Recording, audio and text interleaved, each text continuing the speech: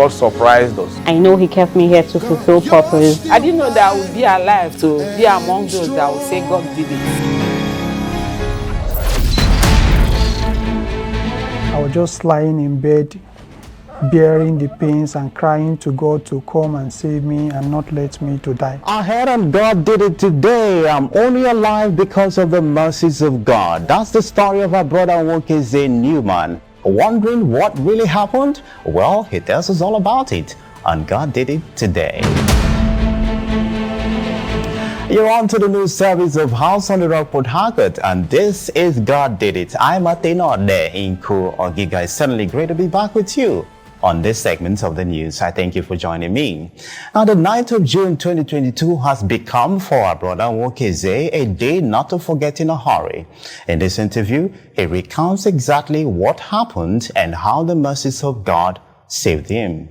On the 9th of June, after a program I attended in Abuja, I boarded a bus to come back to Port Harcourt. On my way back to Port Harcourt, the car was involved in a fatal accident. All I could remember then was seeing the driver lose control of the vehicle, and in a split of seconds I saw myself lying helplessly in a nearby bush. I tried to turn around. I discovered that I could not move any part of my body. It was impossible to move any part of my body. I saw people running around trying to call for help, and after a while, some 15 minutes later, some road safety officers came and rushed us to Abuja University Teaching Hospital. Now, when our brother and the other victims of the accident got to the hospital, one of them was unfortunately declared dead on arrival. Newman, on the other hand, began his journey of recovery that spanned over 3 months and was nothing short of harrowing. Notwithstanding, one thing he never lacked was the help of God. When they discovered that I was not making further progress, they began to make calls to take me to a better facility where I would get better medical attention. On arrival to the private hospital, they discovered that I had injured my lung, and I have also fractured my backbone.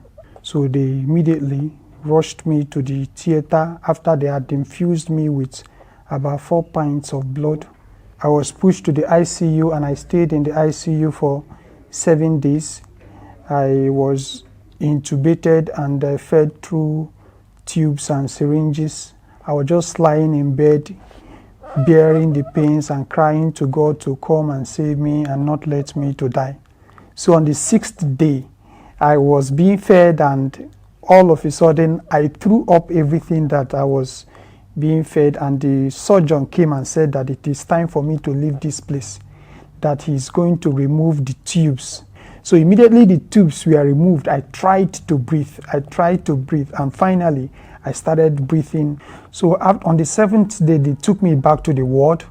They came and fixed my left elbow, the dislocation. They had fixed it, and then they kept me in the ward for another 3 weeks. It was traumatic, it was painful, but the most important thing is that God was there for me. So after the 6 weeks, I started sitting up in bed. They ordered for a wheelchair for me. After 2 weeks, I was able to get up from the wheelchair. I started using the Zimmer frame, but they had proposed that I would be on wheelchair for 6 months. It could only be God. So after 1 month in that rehabilitation center, I was referred back to Port Harcourt to continue physiotherapy. And when I came back to Port Harcourt, my wife was already 8 months pregnant. Finally, on October 19, God did it. He gave us a baby boy. It was part of what boosted my recovery. The devil orchestrated it in a way that if I don't die, I will be paralyzed for life. But God did it. He restored me totally to His image and likeness, just as He created me. 2 persons out of 8 passengers in that vehicle, 2 persons died, but God chose to keep me alive. See what the Lord has done. See what the Lord has done.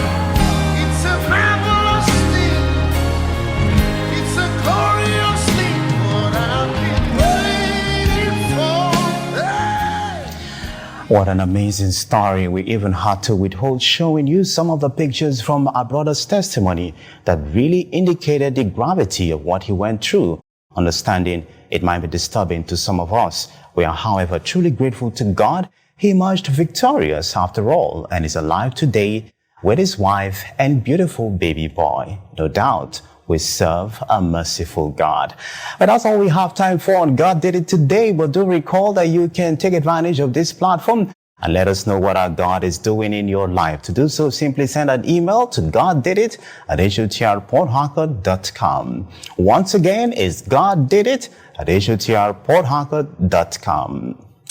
I am Atinode Inko Giga. Many thanks indeed for your time. Let's return to Canada for the rest of the news. Canada, it's back to you now.